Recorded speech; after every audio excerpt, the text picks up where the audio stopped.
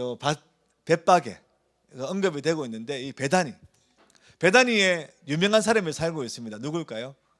죽었다가 살아나신 난 사람, 예, 나사로가 베다니에 삽니다. 또 벳박에는 아주 유명한 동물이 하나 존재합니다. 누굴까요? 예수님이 타고 가신 나귀. 그래서 벳박의 맞은편 마을, 벳박의 인근의 마을에서 이 나귀를 예수님이 가져오시거든요. 자, 이 나귀가 등장하니까 중요한 사건이 있죠. 예수님은 나귀를 타고 예루살렘에 들어가십니다.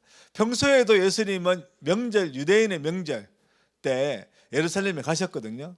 그때는 아마 걸어가셨을 거예요. 그 갈릴리에서 그 예루살렘은 그 산에 있습니다. 산.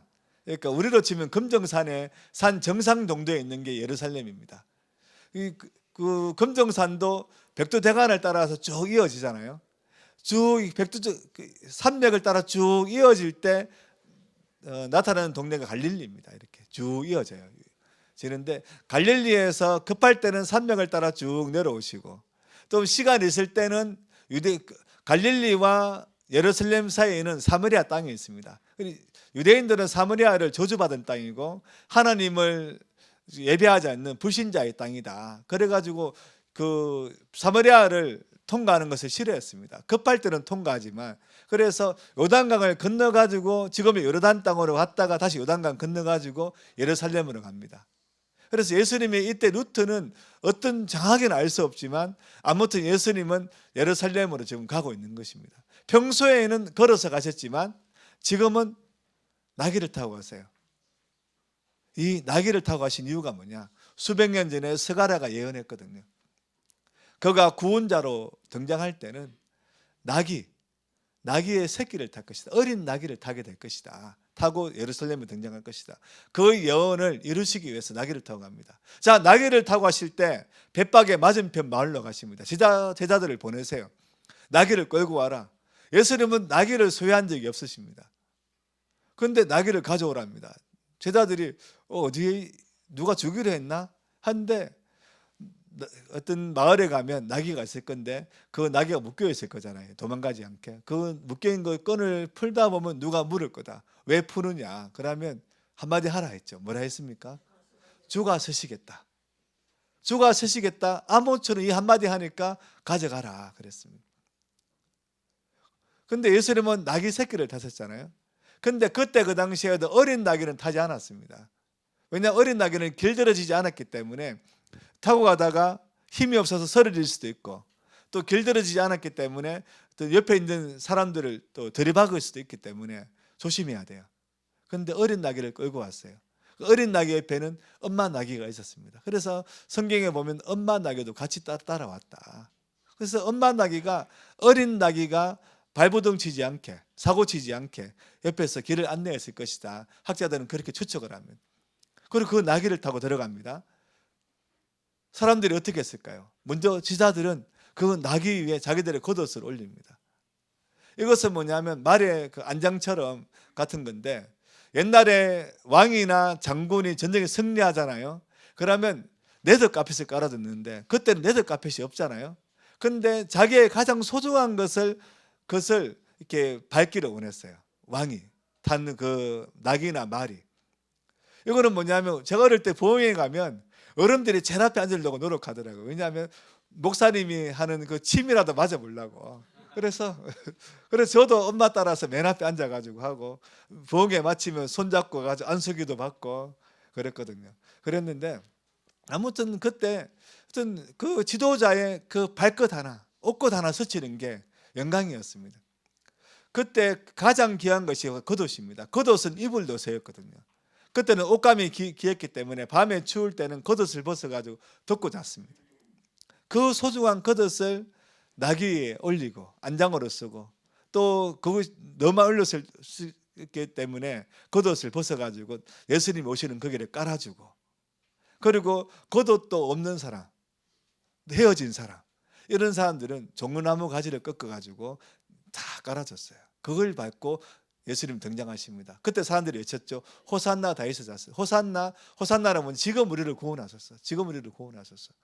노마의 압제로부터, 죄의 압제로부터 우리를 구원하셨어. 영적인 사람들은 노마의 그 죄의 압제로부터 그 의미로 호산나를 외쳤을 것이고, 약간 노마의 압제가 우리 유대인들은 하나님의 백성이 어떻게 노마의 압제를 당할 수 있느냐, 이렇게 얘기한 사람들은, 조금 정치적인 사람, 조금 사회적인 사람들은 아마 노마로부터 압제로부터 우리를 구원하셔서 그렇게 외쳤을 것입니다.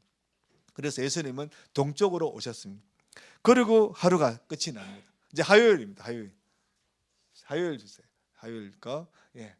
화요일은 자 다시 베다니로 오십니다. 예수님은 주무십니다. 아마 이때는 베다니 그 시몬의 집에 머물렀든지, 아니면 나사로의 집에 머물렀든지, 아니면 그때 그 당시에는 노숙이 흔했습니다. 아마 길에 주무셨든지, 그건 알 수 없지만 예수님은 베다니에 머무셨어요. 그리고 아침에 일어나가지고 다시 예루살렘 들어가십니다. 그런데 예수님이 좀 시장하셔가지고 무화과 나무를 이렇게 보려고 합니다.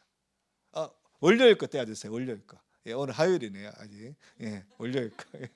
무화과 나무. 근데 무화과 나무 열매가 없어요.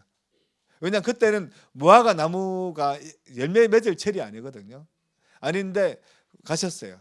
그런데 열매 맺을 철이 아닌데, 그때 그 시기에는 뭐냐면, 우리가 열매 맺기 전에 조그만 열매들이 맺히는 때가 있잖아요. 이렇게 봄, 초봄 되면 바로 그거라도 이렇게 뭐 드시려고 가신 겁니다. 그 열매는 보통 이제 그 가난한 사람들이 배고플 때 따먹는 그런 열매였습니다. 부자들은 먹지 않고. 그 열매라도 있을까 싶어 갔는데 입은 무성한데 그 열매조차 없습니다. 그래서 예수님께서 무화과 나무를 저주하십니다.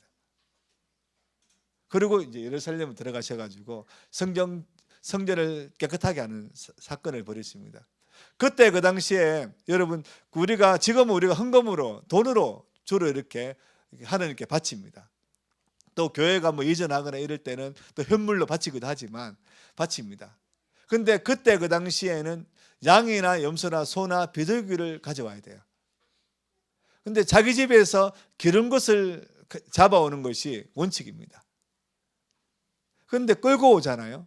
잡는 것은 성전에서 잡아야 되고, 기르는 것을, 자기 집에 기른 것을 가져와야 되는데 가져오다가 흠이 있으면 안 됩니다.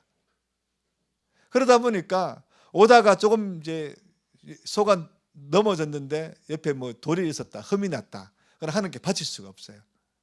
그래서 예루살렘 성전에서 소와 양과 염소, 비둘기를 팔았습니다. 그런데 로마의 돈으로는 그 성전에서는 사용할 수가 없어요. 그래서 성전에 서는 돈, 성전에서 서는 돈으로 바꿔야 됩니다. 그래서 환전하는 상인들이 있었습니다. 사람들이 로마 돈을 가지고 옵니다. 그리고 성전에서 환전을 시킵니다. 근데 공짜로 해줄까요?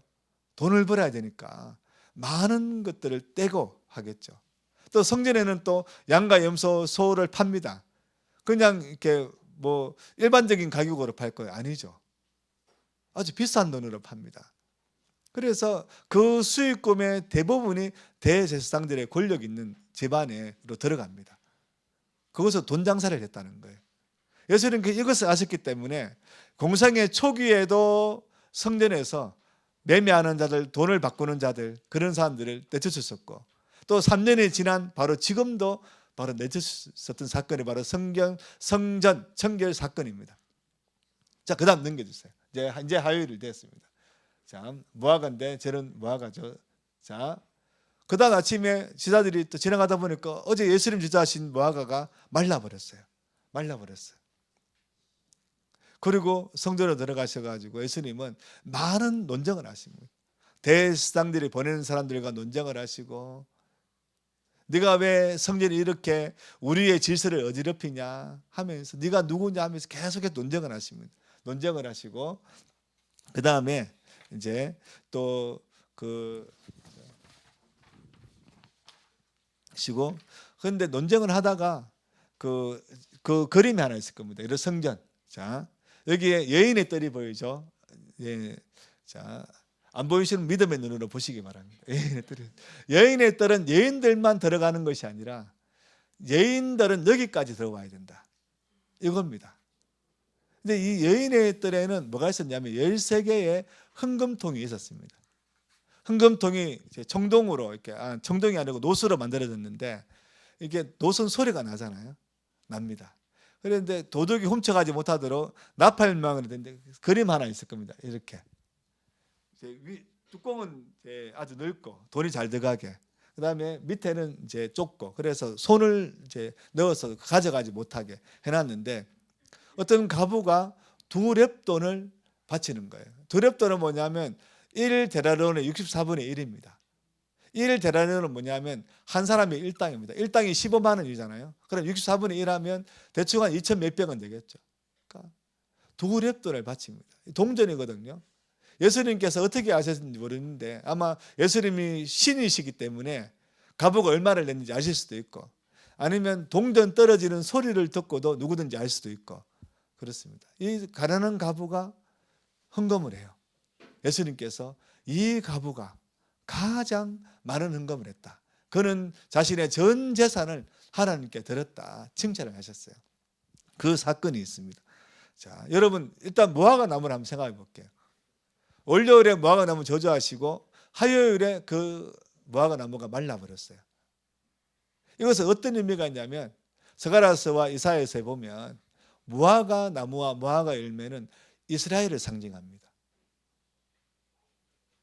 이스라엘이 하나님의 말씀을 맡았고 세계 만방에 하나님의 영광을 드러내야 되는데 그들이 우상 숭배를 하고 대제사장 일당들은 노마한테 붙어가지고 성전을 어지럽히고 그리고 바리새인들은 하나님의 말씀을 연구하는데 하나님의 말씀을 연구하는 게 돈이 되는 겁니다. 그러니까 우리가 목사님들이 책을 많이 쓰고 많이 팔리면 돈이 되잖아요. 그럼 이상한 말도 막 하고 하거든요. 그것처럼 돈이 되니까 바리새인들은 또 존경받고 명예와 권력과 부가 주어지는 세력들이 있는데 바로 바리새인들이죠.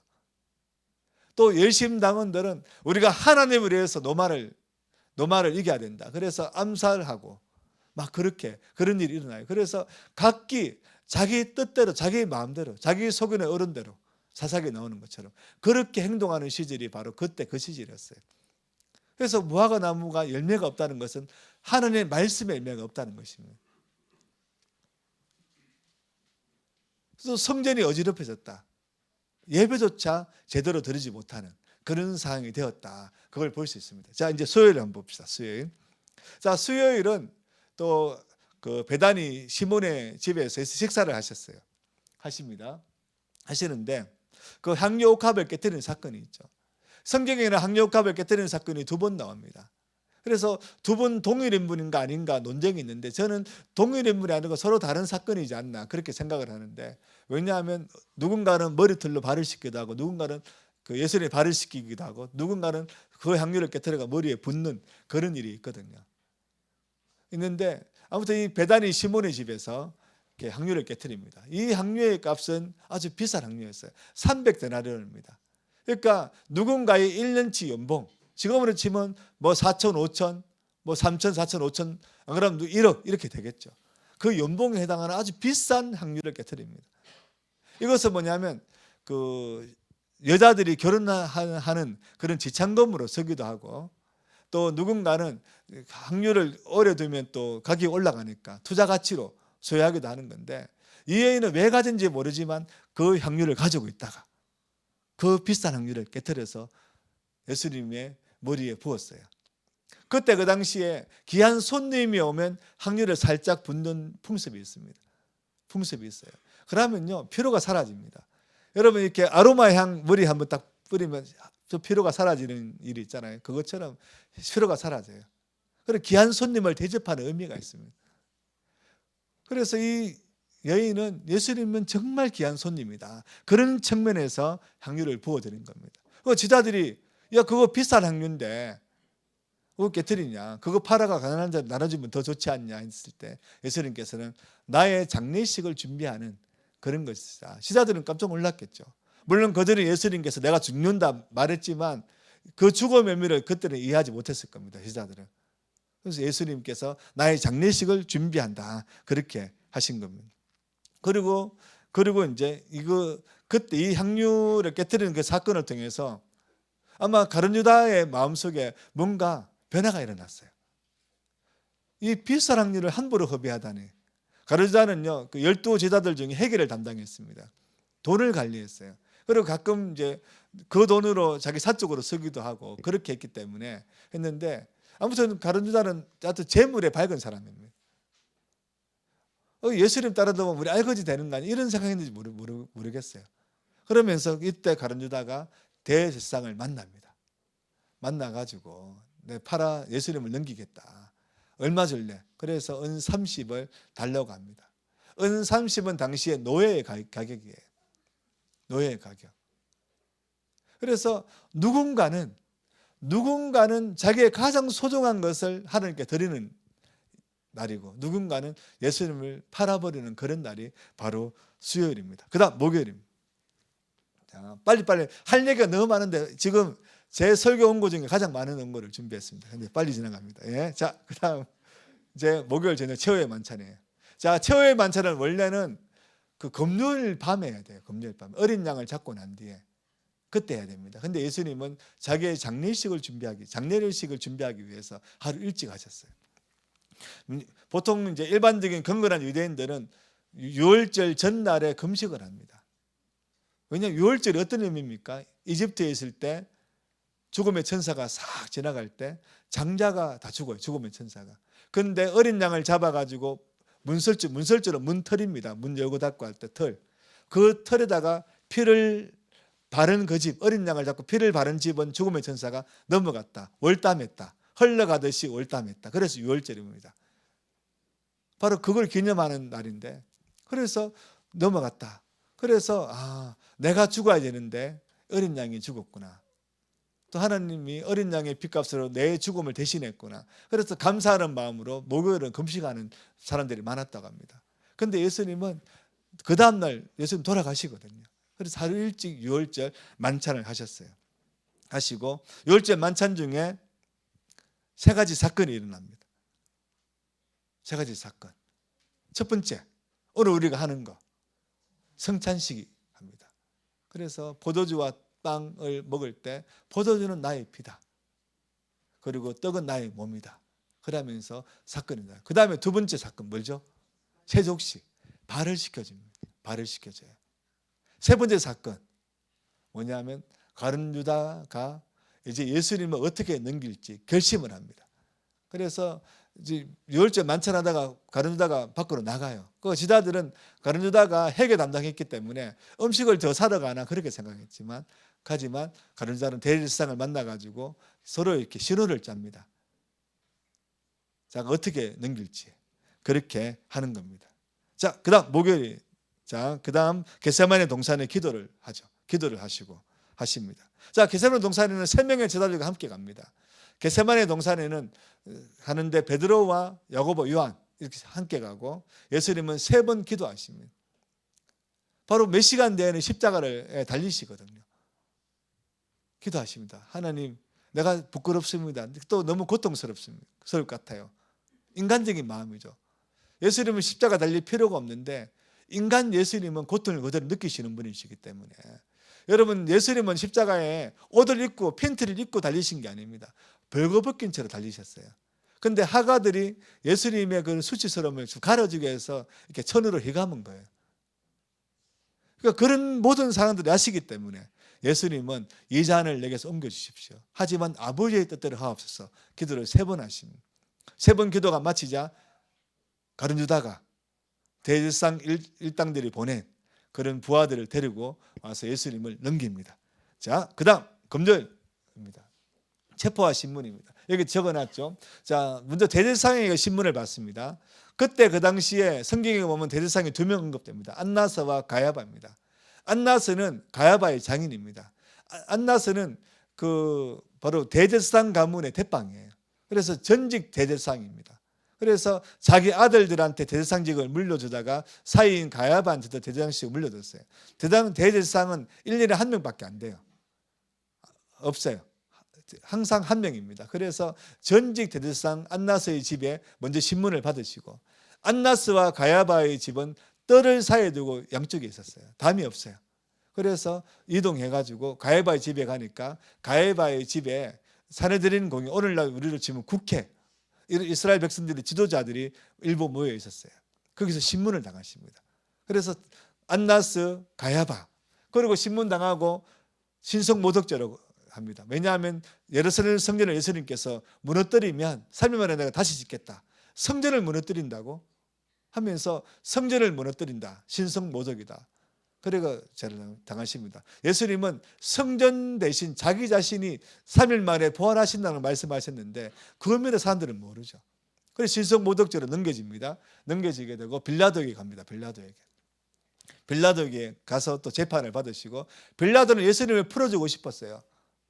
근데 대제사장들이 워낙 이제 압력을 넣으니까 정치적으로 압력을 넣으니까 안 되겠는 거예요. 그때 마침 예수님이 갈릴리 출신이잖아요. 태어나신 것은 베들레헴에 태어났지만 자라신 곳이 갈릴리죠. 그래 갈릴리 출신이니까 그래 갈릴리의 분봉왕인 헤롯 안티파스가 지금 유월절을 맞아서 예루살렘에 와 있다. 그래가지고 이 안티파스한테 예수님을 넘깁니다. 네가 재판해라. 내가 결정 못하겠다. 안티파스도 결정 못하고 또 다시 빌라도에게 옵니다. 빌라도가 풀어주고 싶은데 못 풀어주는 거예요. 그러면서 한 가지 모책을 세우는데 항상 명절 되면 죄수 한 명을 풀어주는 갈례가 있었어요. 이제 사면이죠, 사면. 이제 유대인들의 이게 기분 좋게 하려고 사면 정책을 펼쳤는데 강도인 바라바하고 예수님을 세웁니다. 누구를 선택할 것이냐. 그때 군중들이 이미 매수가 된 군중들이에요. 선동된 군중들입니다. 그래서 예수님을 십자가 못 박아라. 바라바를 풀어줘라. 그래서 예수님을 십자가 못 박게 내어주는 것입니다. 그래서 이때 예수님은요 밤새도록 신문당하십니다. 헤롯 가야바 또 안나스 대제사장 일당들에게 신문당하시고 새벽에 한 6시쯤 돼서 아마 빌라도에게 가셨을 거예요. 그리고 왔다 갔다 하시면서 아침 9시에 예수님은 십자가에 달리십니다. 그리고 12시가 되니까 온 땅이 어두워져요. 아마 개기일식이 있었을 것이다. 그렇게 추적을 하는데 온 땅이 어둠이 임합니다. 그리고 오후 3시에 예수님은 돌아가십니다. 여러분 오후 3시에 성전에서는 중요한 사건이 있습니다. 어떤 사건이 있을까요? 오후 3시에 유월절과 관련된 거예요. 오후 3시는 유월절 어린 양을 잡는 시간입니다. 그때부터 계속 잡아요. 계속. 수많은 사람들이 어린 양을 가져오니까 대제사장들과 또 제사장들 또 필요할 때 레위인들까지 붙어가지고 몇 시간 동안 잡습니다. 해지기 전에 잡아야 되거든요. 잡아요. 바로 예수님은 유월절 어린 양이시기 때문에 오후 3시에 돌아가신 거예요. 오후 3시에 돌아갔을 때 큰 사건이 있죠. 어떤 사건이 있습니까? 성전에 휘장이 찢어집니다. 휘장은 커튼입니다. 성전에도 성소가 있고 지성소가 있어요. 성소에는 떡상이 있고 그 향단이 있고 분향하는 향을 피우는 향단이 있고 또 금촛대가 있어요. 촛대가 아닙니다.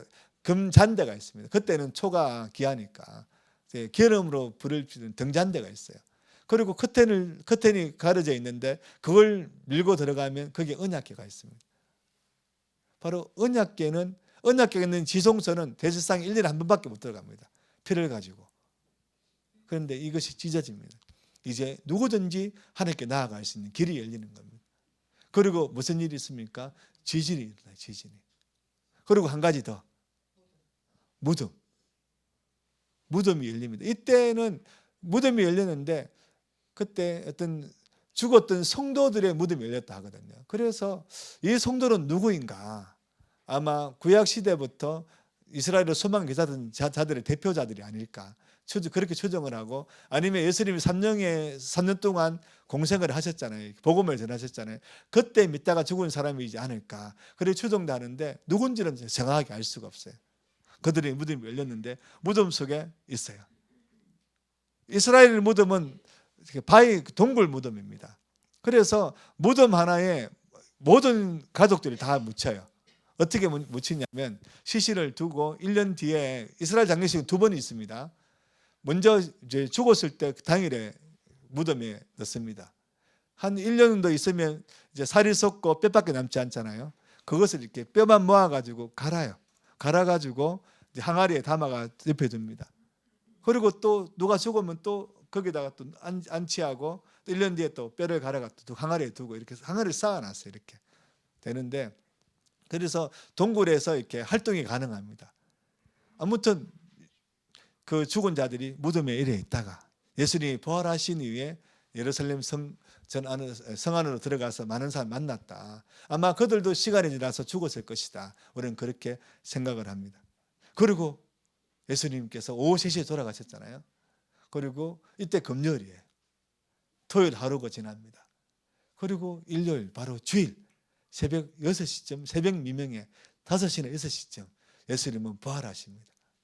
예수님은 3일 동안 무덤에 계셨지만 예수님이 무덤에 계신 시간 한 40시간 전후로 추정을 할 수 있어요. 우리는 부활하십니다. 그리고 막달라 마리아를 만나시고 베드로를 만나시고 엠마오로 가는 두 제자를 만나시고 그날 저녁에 도마를 뺀 11명의 또 제자들을 만나시고 그런 일들이 쭉 일어나는 거예요. 여러분, 우리는 부활절을 맞아서 오늘 칸타타를 통해서 하나님께 예배를 드립니다. 예배를 드리는데 여러분, 우리가 이 부활절을 맞아 기대해야 될 것이 있습니다. 부활하신 예수님은 다시 어떻게 하십니까? 다시 오십니다. 다시 오시는 거. 그래서 우리는 이 땅에 있어 열심히 살아야 돼요. 죽으려면 열심히 살아야 됩니다. 하지만 죽으려면 다시 열심히 살지만 우리가 바라봐야 될 것은 무엇입니까? 천국이에요. 천국. 우리 성경 구절 몇 개 한번 같이 읽어보겠습니다. 맨 뒤쪽에 보겠습니다. 자, 누가복음 24장 49절 같이 읽겠습니다. 시작. 볼지어다 내가 내 아버지께서 약속하신 것을 너에게 보르니니 너희는 이로부터 능력이 입혀질 때까지 이 성에 머물라 하시니라. 성령의 능력으로 너희는 나를 기다려라.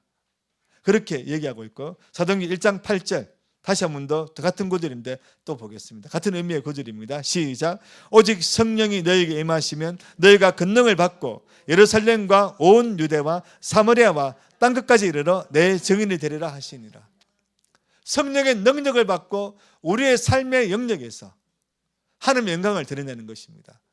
우리가 가진 우리의 그런 신앙의 어떤 신학적인 용어가 하나 있는데 영역 주권이 있어요. 영역 주권. 영역은 뭐냐면 내 가정, 내 직장, 내 사업, 또 내 친구들 하나의 그런 이제 구분되잖아요. 이게 영역입니다. 이 영역 속에서 하나님의 주권은 주인 되는 권리입니다. 우리나라 헌법에 있잖아요. 대한민국의 주인은 누구다? 국민에게 있다. 주권은 국민에게 있다.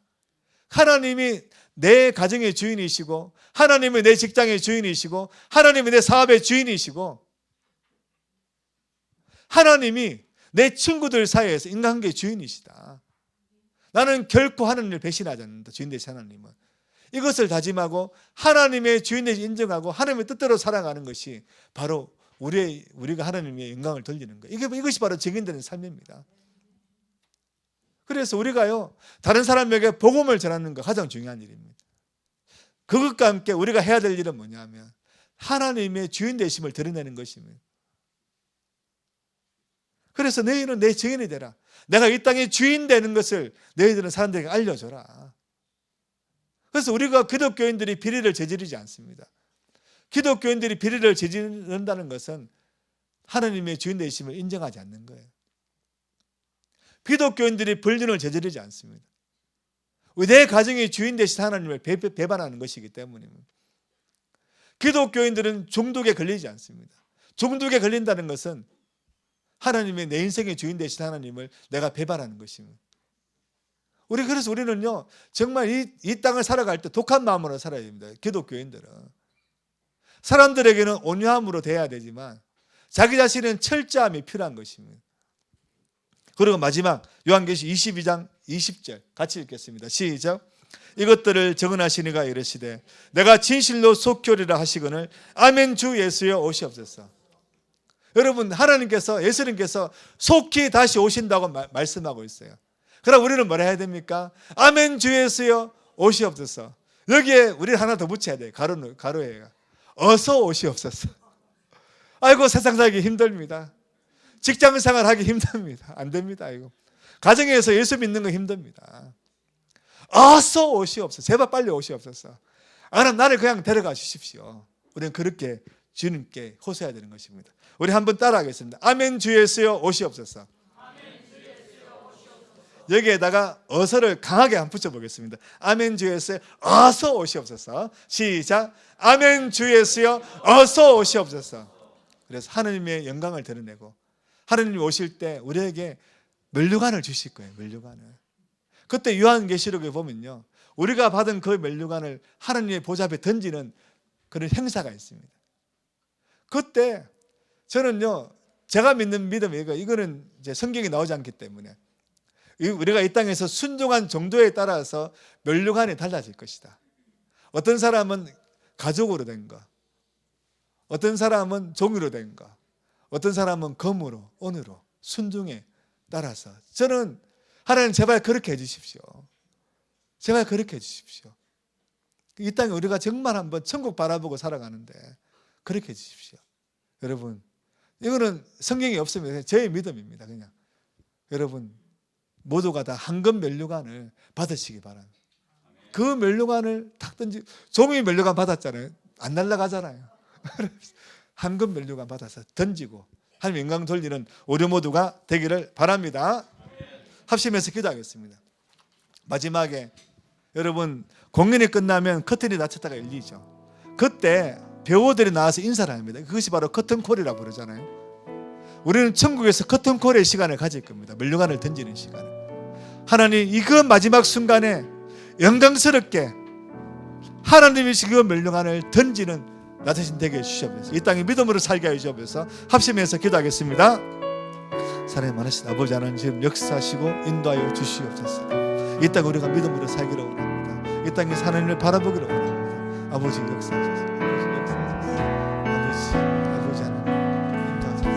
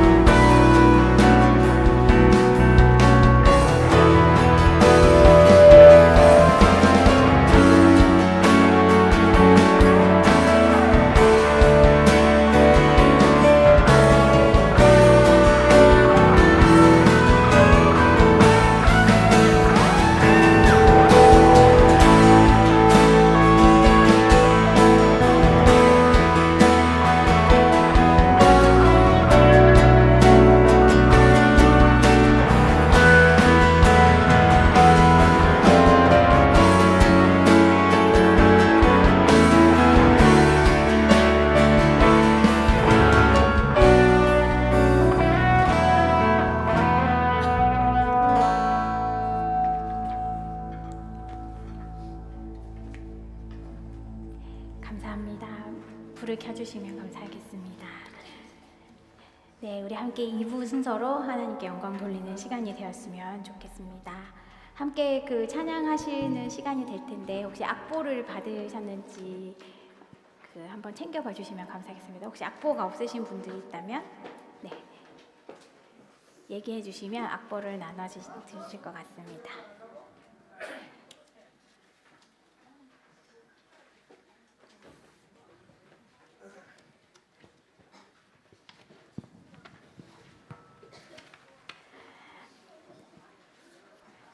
오늘은 특별히 예수님의 부활하심을 기념하면서 우리가 가진 목소리로 주님을 찬송하는 시간이 되었으면 좋겠습니다. 그래서 여기 옆에 멋진 그 포스터를 또 만들어서 붙여주셨는데 칸타타라는 이름으로 함께 하나님을 찬양할 텐데 이 칸타타라는 이름 내용에 사실은 우리가 잘 아시겠지만 칸타타라고 하면 큰 성가대가 함께 모여서 찬양하는 것을 상상하실 텐데 저희 교회에는 훌륭한 성가대원들이 계시더라고요. 바로 여러분들이신 것 같습니다. 여기 함께 우리가 함께 내가 성가대원이 되어서 하나님을 찬양하는 시간으로 영광을 돌렸으면 좋겠습니다. 네, 특별히 그 찬양하는 가운데 악보에 구역별로 찬양할 수 있도록 또 표기가 되어 있습니다. 그때에는 우리 구역 해당하시는 구역원들께서 내가 주인공이 되어서 하나님께 나의 목소리로 크게 찬양할 거야 라는 마음으로 큰 소리로 찬양해 주시고, 우리 예배팀에서도 서브로 멜로디를 같이 찬양으로 도와드릴 테니 걱정하지 마시고 찬양을 해주시면 감사하겠습니다. 네, 찬양을 하고 또 중간중간에 말씀을 읽으면서 우리가 예수님께 같이 영광을 올려드릴 텐데요. 먼저 우리가 예수님의 순환과 십자가에 관련된 말씀으로 우리가 함께 이 네 구절의 말씀을 읽으면서 시작하도록 하겠습니다. 이사야서 53장 5절과 마가복음 15장 34절, 요한복음 19장 30절, 고린도전서 1장 18절 순서대로 함께 띄워주시면 감사하겠습니다. 네, 우리 함께 같이 읽겠습니다. 네, 피아노 반주로 작게 깔아주시면 감사하겠습니다. 시작. 그가 찔림은 우리의 허물 때문이요 그가 상함은 우리의 죄악 때문이라. 그가 징계를 받음으로 우리는 평화를 누리고 그가 채찍에 맞음으로 우리는 나음을 받았도다. 제9시에 예수께서 크게 소리 지르시되 엘리 엘리 라마 사막다니 하시니, 이를 번역하면 나의 하나님 어찌하여 나를 버리셨나이까 하는 뜻이라. 예수께서 신 포도주를 받으신 후에 이르시되 다 이루었다 하시고 머리를 숙이니 영혼이 떠나가시니라. 십자가의 도가 멸망하는 자들에게는 미련한 것이요 구원을 받는 우리에게는 하나님의 능력이라. 아멘. 예수 나를 위하여 갈보리 산 위에, 이 두 찬양을 함께 부르실 때 좀 부족하지만 따라오시기 편하실까 해서 지휘봉을 준비를 좀 해봤거든요. 보고 웃으면서 찬양하실 수 있으시면 감사하겠습니다. 네, 나눠드린 악보를 보시면서 함께 같이 찬양하도록 하겠습니다.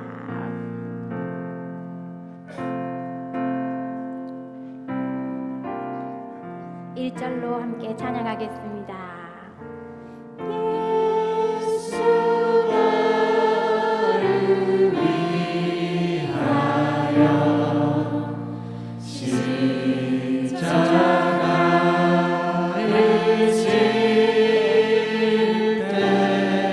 따라와 주세요.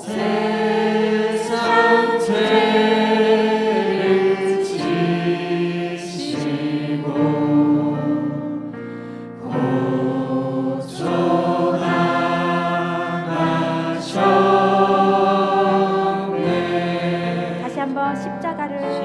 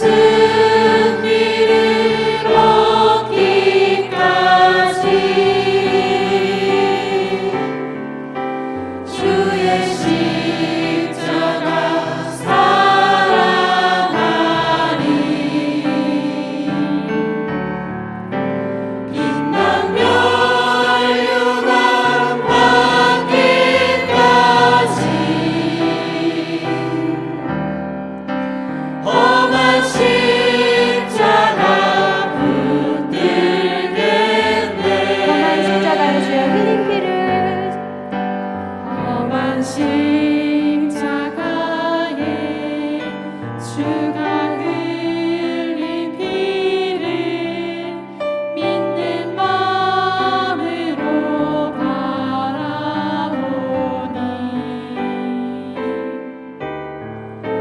나를 용서하고 내 죄 사하시려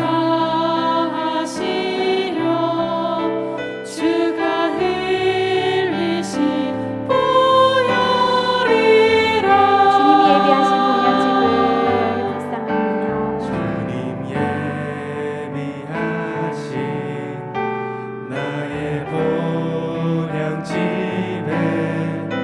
나를 부르실 그날에는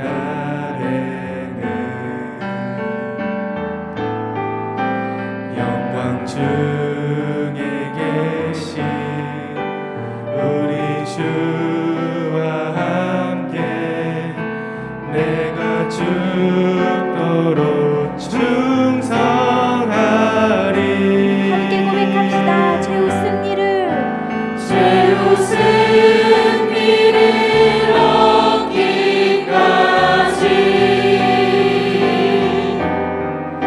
주의 십자가 사랑하리.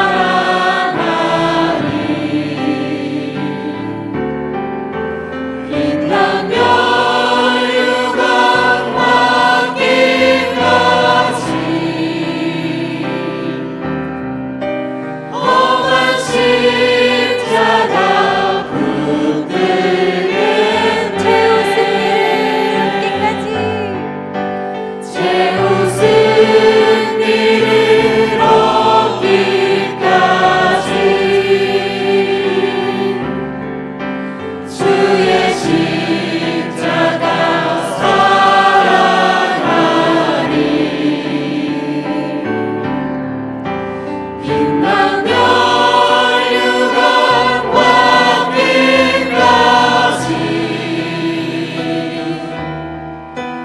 험한 십자가 붙들겠네. 험한 십자가 험한 십자가 붙들겠네.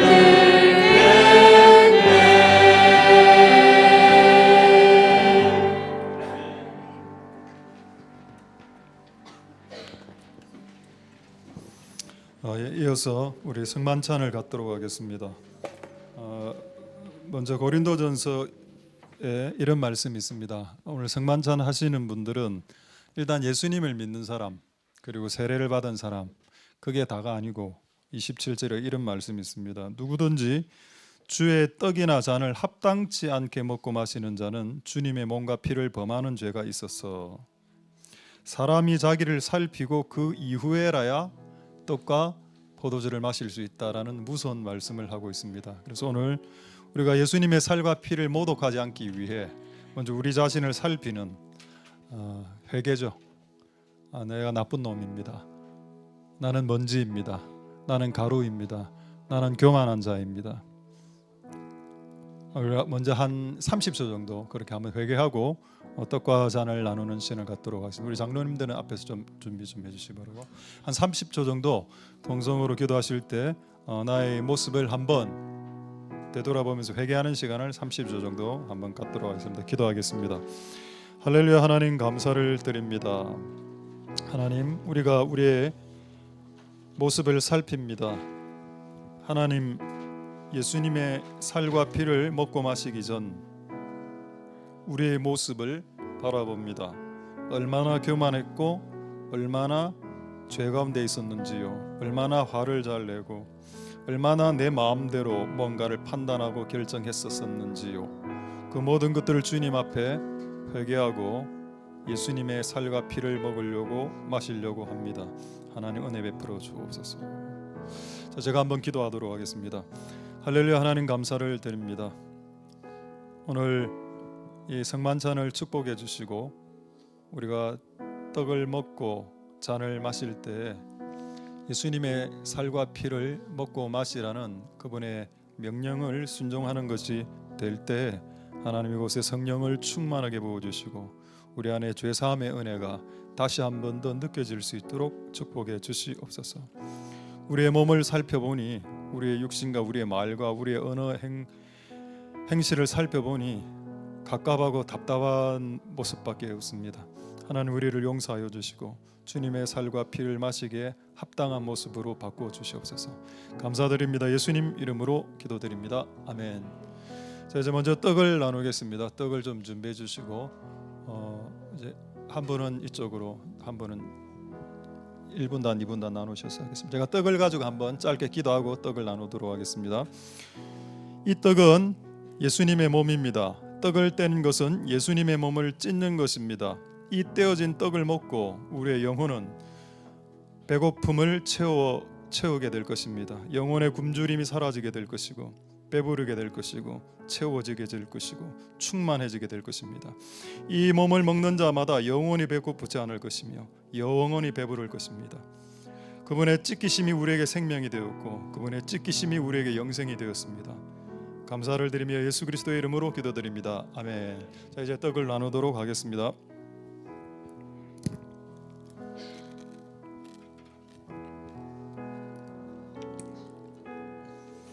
내가 너희에게 전한 것은 주께 받은 것이니 곧 주 예수께서 잡히시던 밤에 떡을 가지사 축사하시고 떼어 가라사대 이것은 너희를 위하는 내 몸이니 이것을 행하여 나를 기념하라. 저희가 먹을 때 예수께서 떡을 가지사 축복하시고 떼어 제자들을 주시며 가라사대 받아 먹으라 이것이 내 몸이니라. 나는 하늘로서 내려온 산 떡이니 사람이 이 떡을 먹으면 영생하리라. 나의 줄 떡은 곧 세상의 생명을 위한 내 살이로라. 예수께서 이르시되 내가 진실로 진실로 너희에게 이르노니 인자의 살을 먹지 아니하고 인자의 피를 마시지 아니하면 너희 속에 생명이 없느니라. 내 살을 먹고 내 피를 마시는 자는 영생을 가졌고 마지막 날에 내가 그를 다시 살리리니 내 살은 참된 양식이요 내 피는 참된 음료로다. 내 살을 먹고 내 피를 마시는 자는 내 안에 거하고 나도 그 안에 거하나니 살아계신 아버지께서 나를 보내심에 내가 아버지로 인하여 사는 것 같이 나를 먹는 그 사람도 나를 인하여 살리라. 이것은 하늘로서 내려온 떡이니 조상들이 먹고도 죽은 그것과 같이 아니하여 이 떡을 먹는 자는 영원히 살리로다. 아멘. 저희가 먹을 때 예수께서 떡을 가지사 축복하시고 떼어 제자들을 주시며 가라사대 받아 먹으라 이것이 내 몸이니라. 아멘. 우리 다 받으셨습니까? 예. 자, 이제 우리 잔을 나누는 시간을 갖도록 하겠습니다. 잔을 가지고 제가 한번 기도하도록 하겠습니다. 하나님 감사를 드립니다. 이 포도주는 예수님의 피입니다. 이 피를 마실 때마다 우리의 죄가 사해지며 우리의 영혼의 갈증이 사라지게 될 것입니다. 모든 영적인 목마름이 사라지는 은혜가 임하게 될 것입니다. 이 피를 마시는 자마다 영원히 목마르지 않을 것이며 이 잔을 마시는 자마다 영원한 갈증에서 회복되게 될 것입니다. 이 피를 마시는 모든 자는 생명을 얻고 영생을 얻게 될 것입니다. 그분의 피 흘리심이 우리에게 생명이 되었고 그분의 피 흘리심이 우리에게 영생이 되었습니다. 감사를 드립니다. 예수님 이름으로 기도드립니다. 아멘. 이제 잔을 나누도록 하겠습니다.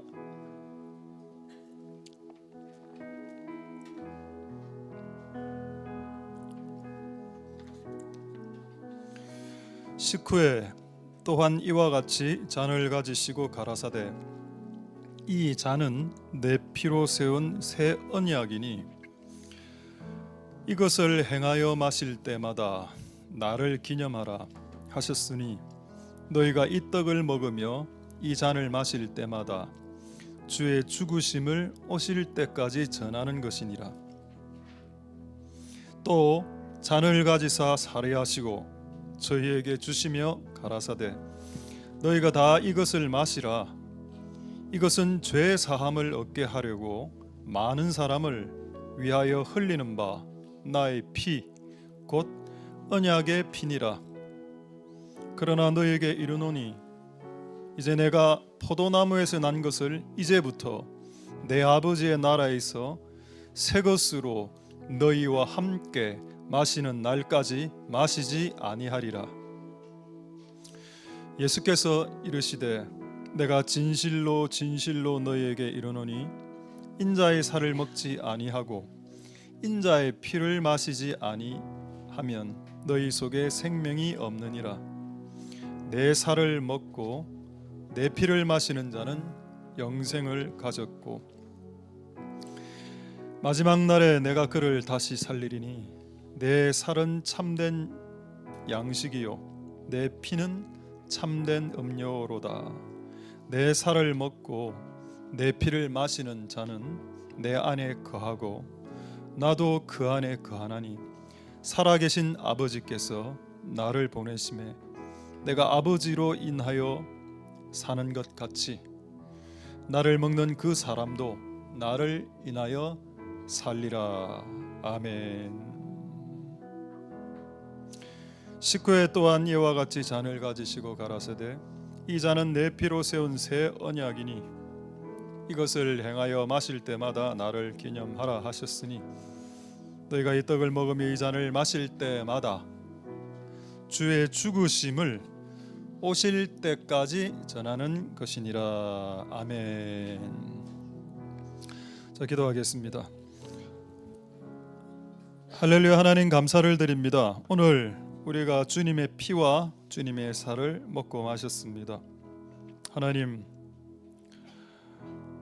우리의 죄가 사해지게 하시고 우리의 영적인 배고픔과 영적인 갈증들이 해결되는 시간이 되게 하시고 우리에게 생명과 그리고 영생에까지 이어지는 축복을 받는 시간이 될 수 있도록 주님 복 내려 주옵소서.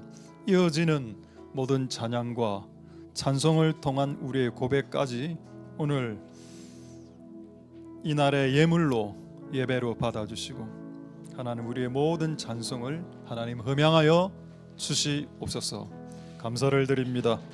예수님 이름으로 기도드립니다. 아멘.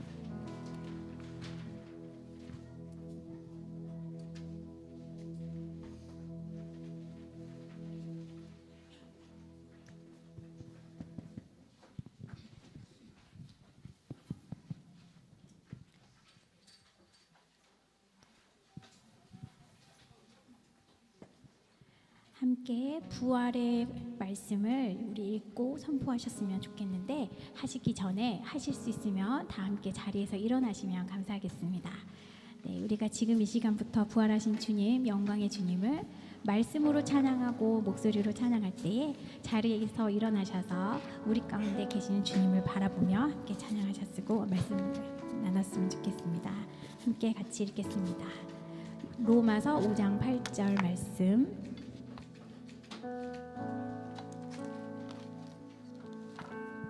시작.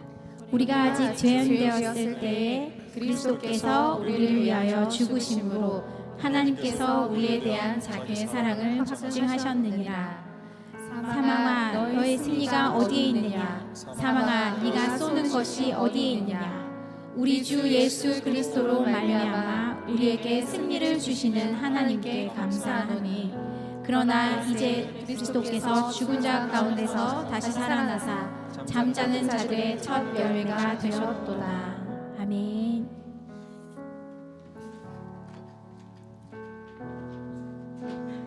함께 찬양하겠습니다. 깊은 절망의 수렁 가운데 주님께 닿을 수 없던 우리 어둠 밤중에 하늘을 악보에 나와 있는 구역에서 해주시면 됩니다. 주의 이름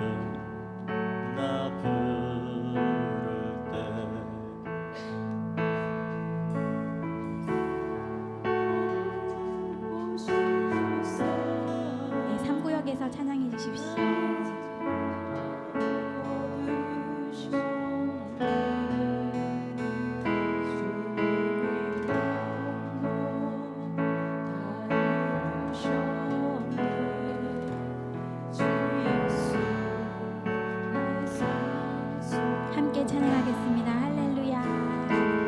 할렐루야 주를 찬양하여라 할렐루야 자유케 하셨도다 죄의 젖은 끊으신 주께 구원이 또다 주 예수 나의 산소만. 네, 청년 3, 4세 큰 소리로 찬양해 주시면 되겠습니다. 하나, 둘, 셋, 넷. 하나, 둘, 셋.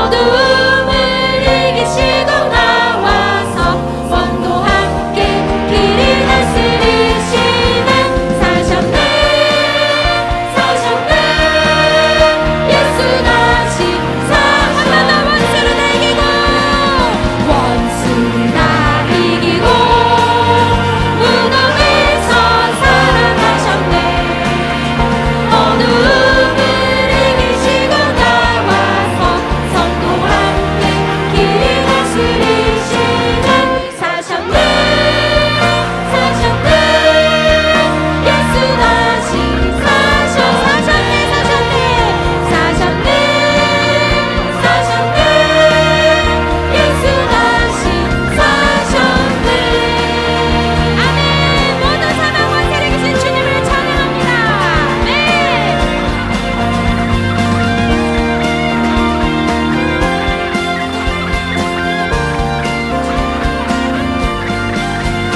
주님께 영광의 박수 올립니다.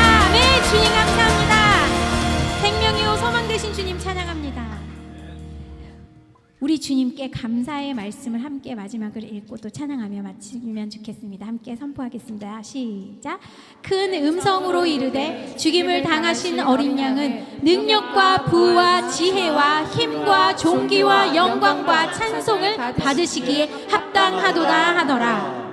그가 우리를 흑암의 권세에서 건져내사 그의 사랑의 아들의 나라로 옮기셨으니 그 아들 안에서 우리가 속량 곧 죄사함을 얻었도다. 이것들을 증언하신 이가 이르시되 내가 진실로 속히 오리라 하시거늘 아멘. 주 예수여 오시옵소서. 아멘.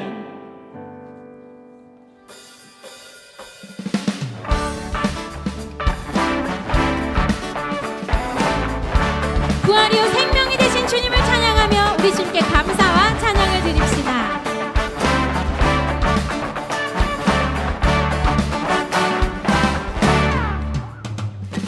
감사와 찬양 드리며 주 앞에 나가세 크고 광대하신 주 이름 그의 성소에서 주를 찬양해 앞에 소리로 찬양하며 비파와 수금으로 호흡이 있는 모든 자마다 온 마음 다해 주를 높이세 주의 선하심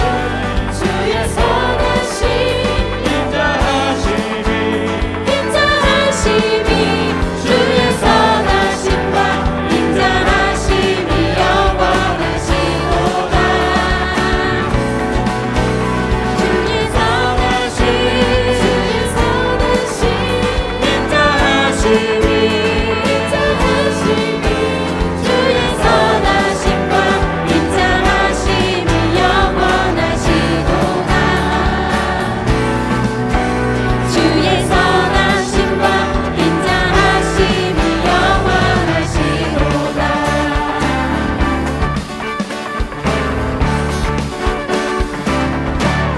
우리 소리 높여 예수 하나님 독생자 만유의 창조주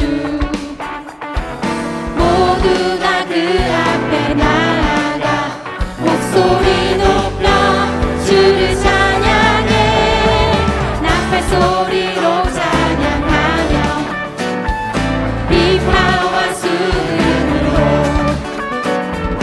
호흡이 있는 우리 2절 한번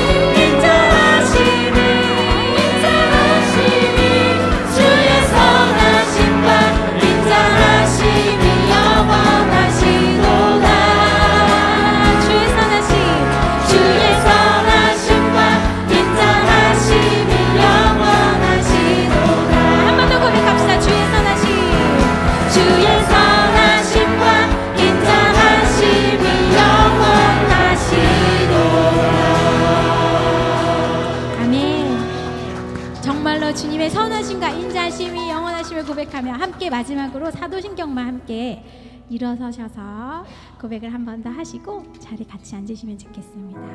네, 감사합니다. 우리 함께 사도신경 띄워주시면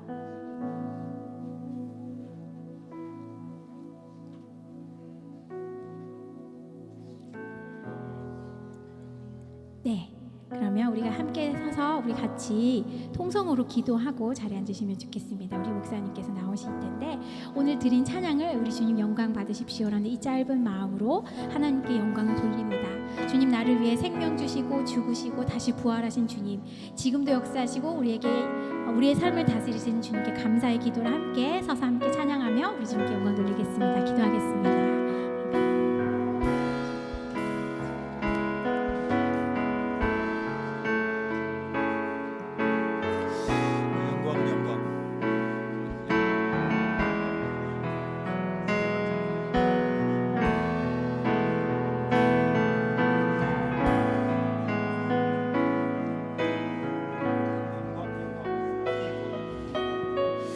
자, 이제 마지막으로 한번 더 기도할 때 전부 다 앉아주시기 바랍니다. 좀 앉아주시고 마지막으로 한번 통성으로 기도하고 마지막 찬양 부르고 축도하겠는데, 여러분 부활절이죠. 부활은 죽어야 가능합니다. 내가 살아있을 때 어떻게 다시 두 번째 살아나는 삶이 가능하기나 하겠습니까? 죽은 것을 전제로 부활이 가능한 겁니다. 예수님이 이미 2000년 전에 죽으셨고 이제 잘 안 죽는 우리는 거의 잘 안 죽죠. 십자가에 달려있다가도 못 벗고 내려오는 사람들입니다.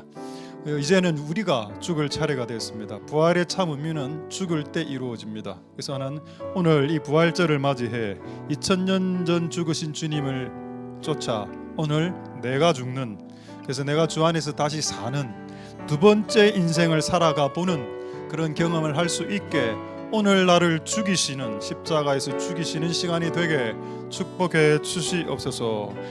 나의 분노도 좀 죽여야 되고 나의 스타일도 좀 줄여야 됩니다. 여러분들에 맞지 않은 그 판단과 편견도 좀 줄여야 되고 여러분들의 고집과 아집도 조금 줄여야 됩니다. 그런 죽이는 시간들이 오늘 될 수 있도록 마지막으로 통성으로 하나님께 기도하도록 하겠습니다. 기도하겠습니다. 할렐루야. 하나님 감사를 드립니다. 주님 역사하여 주시고 은혜 베풀어 주시기를 소망드립니다. 부활이 있기 위해 우리에게 죽음이 필요합니다. 죽어야 다시 태어날 수 있습니다. 다시 태어나려면 죽어야 됩니다. 우리의 분노가 죽고 우리의 성격이 죽고 우리의 계획과 우리의 고집과 우리의 아집과 우리의 편견들이 죽어야 하고 나의 스타일이 때로는 죽어야 되기도 합니다. 하나님, 우리를 오늘 죽여주셔서 예수님의 부활과 같이 두 번째 인생을 살아가는 우리들이 다 되도록 축복하여 주시고 역사하여 주시고 결합하여 주옵소서. 예수님의 부활절은 우리에게는 장례식의 날이 되는 것입니다. 우리도 죽어야 그분처럼 다시 살 수 있겠는데 오늘 내가 죽는 날이 될 수 있도록 주님 축복하여 주시고 역사하여 주시옵소서. 감사를 드립니다. 영광 영광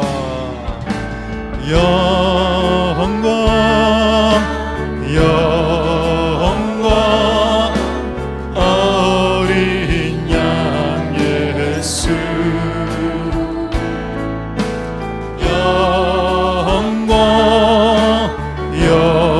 영광 어린 양 예수. 그는 존귀와 영광 받으시기에 합당하신 어린 양 소리 높여 주님을 찬양해 보좌 위에. 다시 한번 영광 어린 양, 영광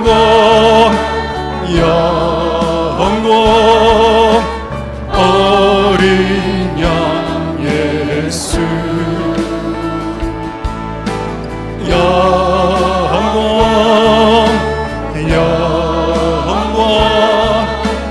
어린 양 예수. 영광 존귀와 영광 받으시기에 합당하신 어린 양 소리 높여 주님을 찬양해 보자. 마지막으로 하나님께 찬양 올려드리겠습니다. 영광 영광 어린 양 영광 영광 어린 양 예수 영광 영광 어린 양 예수 그는 존귀와여 강 받으시기에 합당하신 어린 양 소리 높여 주님을 찬양해 보좌 위 그는 존귀와 영광 그는 존귀와 영광 받으시기에 합당하신 어린 양 소리 높여 주님을 찬양해 보자. 마지막으로 그는 존귀와 영광 그는 존귀와 영광 받으시기에 합당하신 어린 양 소리 높여 주님을 찬양해 보좌 위 어린 양. 할렐루야. 하나님 감사를 드립니다. 주께서 부활하신 날 오늘 우리는 죽습니다. 우리의 생각과 우리의 자아와 우리의 계획을 다 죽여버리고 지우개로 지워야 하겠습니다. 나의 스타일과 나의 고집과 나의 아집과 나의 강한 생각들을 하나님 지워주시고 불태워주시고 소멸시켜 주시옵소서. 그래서 내가 다시 두 번째 인생을 살 수 있도록 축복하여 주시옵소서. 오늘 예수님의 살과 피로 먹고 마셨습니다. 그것이 우리에게 생명이고 그것이 우리에게 영생이 된다라고 했습니다. 예수님의 말씀만 귀로 듣는 것이 아니라 예수님을 먹으라라고 하셨습니다. 오늘 예수님을 먹고 마시고 그리고 예수님의 말씀도 들었으니 우리가 이제 2026년 이제 새롭게 부활을 해서 두 번째 인생을 잘 살아가는 복된 우리들 되게 축복하옵소서. 감사를 드립니다. 예수님 이름으로 기도드립니다. 아멘. 여호와는 내게 복을 주시고 너를 지키시기를 원하며 여호와는 그 얼굴로 내게 비치사 은혜 베푸시기를 원하며 여호와는 그 얼굴을 내게로 향하여 드사 평강 주시기를 원하노라. 주 예수 그리스도의 은혜와 하나님의 사랑과 성령의 교통하심이 너희 무리와 함께 있을지어다. 아멘. 우리 짧게 두 개 광고하고 우리 미아 부장님 나오셔서 청소 부장님 나오셔서 광고하도록 하겠습니다. 다음 주에